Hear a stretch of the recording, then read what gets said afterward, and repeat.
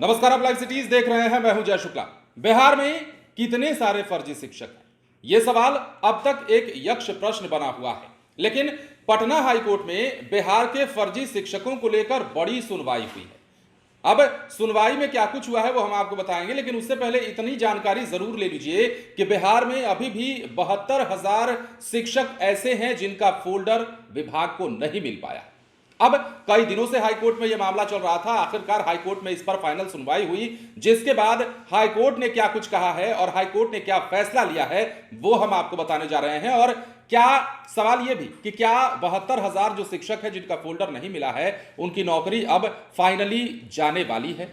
क्योंकि बात कई दिनों से चल रही है, कई महीनों से चल रही है कि इतने फर्जी शिक्षक हैं, उतने फर्जी शिक्षक हैं, 72,000 का फोल्डर नहीं मिला, कभी 40,000 का फोल्डर नहीं मिला। तो क्या आखिरकार पटना हाईकोर्ट ने इन शिक्षकों के बारे में कुछ फैसला ले लिया है?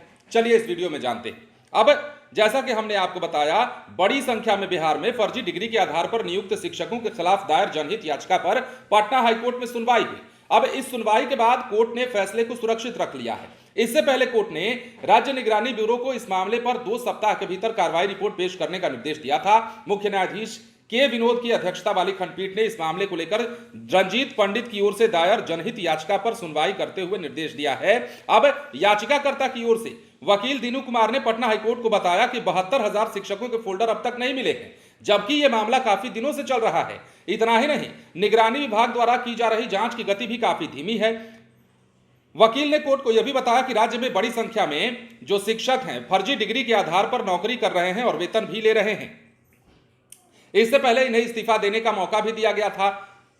राज्य सरकार के अधीन कार्यरत सभी शिक्षकों को एक अवसर दिया गया था, जिसके तहत अगर स्वयं इस्तीफा देते हैं तो उनके खिलाफ कार्रवाई नहीं की जाएगी। उन्होंने कोर्ट को यह भी बताया कि कोर्ट के आदेश के बाद कुछ शिक्षकों ने इस्तीफा दिया, कई शिक्षकों पर कार्रवाई भी हो चुकी है। इस मामले में पटना हाईकोर्ट जल्द ही फैसला सुना सकता है, क्योंकि इस फैसले को हाईकोर्ट की ओर से सुरक्षित रख लिया गया है। तो कभी भी अब बिहार के हजारों हजार शिक्षकों के लिए बड़ा फैसला हाईकोर्ट सुना सकता है। क्या होगा इनका?